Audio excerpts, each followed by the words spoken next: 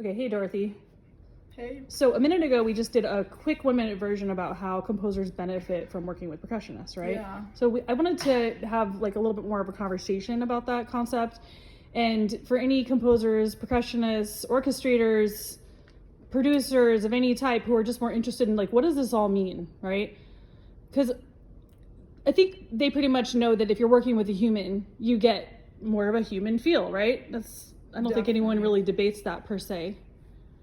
But what are some points that come up for you specifically about, what does a human feel mean? I think, it depends on who you're talking to. Right. And that's, so as a musician and as a percussionist, I'm always trying to think of what the client or co-worker that I'm with, what are they thinking? Like, what do they mean when they say that? And I think when composers say it, they're thinking, what technologically speaking can I achieve without a person, and how long is that what am I trying to achieve, and how long is it gonna take me to achieve that? You mean like if they're working with non-live musicians, like they're working with samples? Is that what you're talking about? And I think a lot of composers, they think, oh yeah, I can do a lot with the sample. Mm-hmm. And admittedly, that's very true, Mm-hmm. until you start talking about the subtleties of like a really rich crescendo on a drum, Mm-hmm. or a cymbal. Once you start really diving into the details, they're only really achieved by working with stems literally for hours and programming your stem custom, right? Mm-hmm. And I think the composers who they love working with people as much as possible, Mm-hmm. because they know that they're saving hours.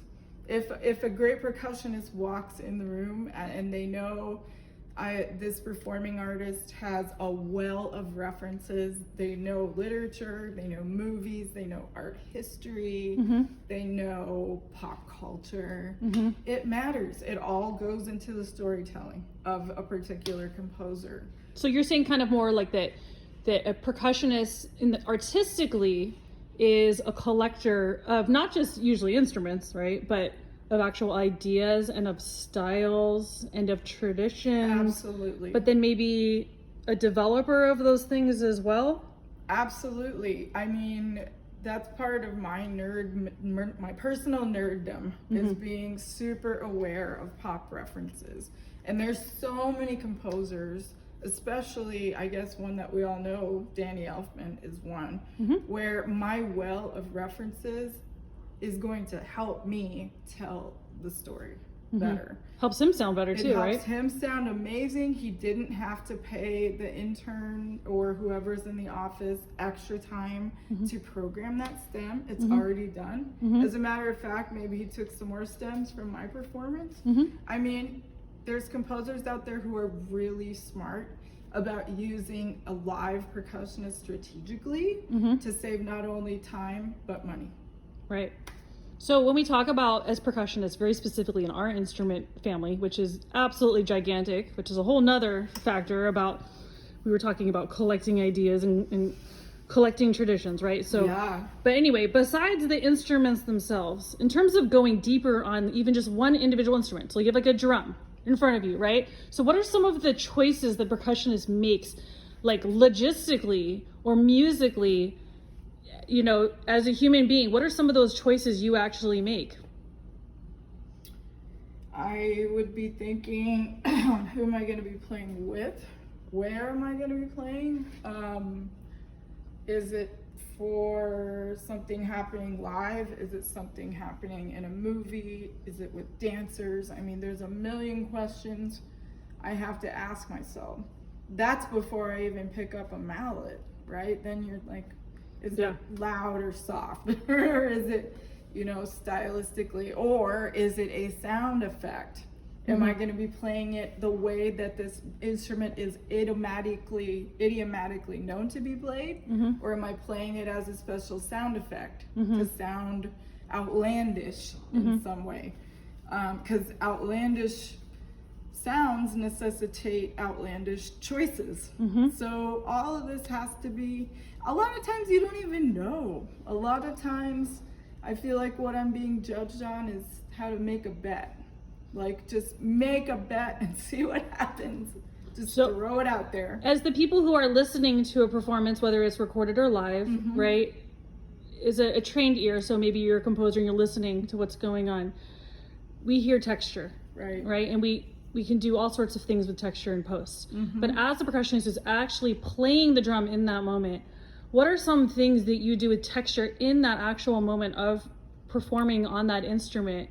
Like, what are some of those choices you're making texturally? Like, is it, you know, a type of stroke that you're doing? Is it a type of, you know, beating area on the head? Or like, you know, let me into what you're thinking. I think that's a really insightful question, because let's say that I had an ostinato that just keeps going and it becomes a textural element. Because let's say it's just quarter notes that repeat.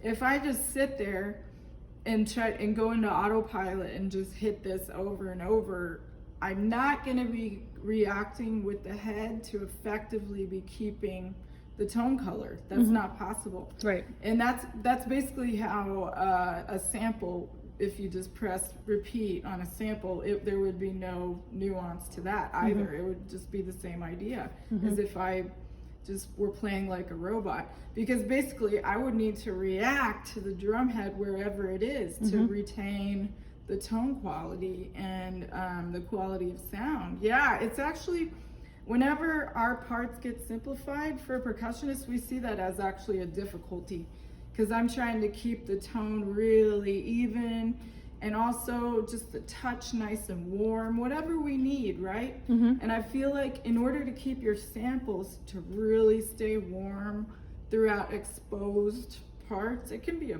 big challenge if you don't have the hours to sit down and work with a stem. That's one of the reasons why a great percussionist is absolutely indispensable. And how do choosing different implements on like a drum, like how does that actually affect your, you know, your human self and your texture? Oh gosh, I mean, we have no other way to trust, you know, our sound at putting out there in the world than listening to our own ears. It's about our own ears. And you know, once you have a pair of ears that you can trust and you've been playing long enough and you can really feel these things out, it's really empowering to go into the studio and really listen in a space and think, okay, what does that mic need? I think I'm getting lots of head sound, right? Or I'm feeling lots of head sound, or I'm hearing the roof react back to me. Whatever it is, I'm gonna alter my performance. That's like, you know, so much time I just went through with that one little second in my brain. So many decisions were just made, you know, of just assessing the musical needs. And it's like, we have a mallet for that. When we show up to a session, we don't just bring like, oh, our favorite, you know, set. We bring literally everything and more. I think it's fun as percussionists to, before you play an instrument and you have an implement in your hand, to kind of have an idea of how it's going to sound, because we get to that point where like, I pretty much know how this is going to sound with this exact mallet, with this exact way I'm going to strike this thing. But what I love is actually being like, oh, that was different than I was expecting, right? The surprise is really fun, and then knowing what to do with that, right? Yes, and it is always a surprise. I mean, the weather affects it. It's true. Where you are affects it. I play in spaces, if I've never been there before, I almost feel like I don't know what to expect when I hit the instrument. Yeah, you nice. know, because it's always fun. And I think the more open the composer is, the more fun we all have and the more we can really discover. Yeah, sometimes percussion is not what you expect. Right. And it's always changing and expanding, which is really great. It's great not to be married to what we already do and think about new ways of doing things. Awesome. I love doing that. Awesome. Yeah. Well, thank you. Thank you. Anything else before we sign off? Ah, There's so much, right? there's so much. I just bring your own story. You know how they say leave your issues at the door? Yeah. Don't ever believe it. Bring them all in and use them for fuel for all of your performances. Awesome. Thank you. Thanks.